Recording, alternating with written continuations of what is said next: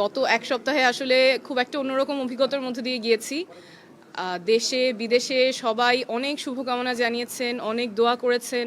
যখন রাস্তায় মানুষের সাথে কথা বলছিলাম, অনেকেই হতাশা প্রকাশ করেছেন, কষ্ট পেয়েছেন, বলছেন দোয়া করছেন।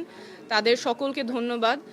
সকলের জনসমর্থনেই ইনশাআল্লাহ আগামী নির্বাচনে আমি প্রার্থী হিসেবে লড়াই করতে পারবো। সেজন্য সবাইকে ধন্যবাদ। এখানে আমার আইনজীবী টিম আছে, তাদেরকে ধন্যবাদ, এবং দেশে বিদেশে যে যেখান থেকে শুভকামনা জানিয়েছেন, দোয়া জানিয়েছেন, সকলকে অনেক ধন্যবাদ।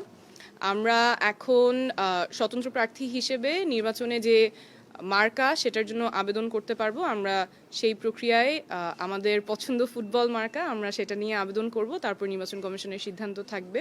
নির্বাচন কমিশনকেও ধন্যবাদ, ওনারা আমাদের যুক্তিগুলো শুনেছেন।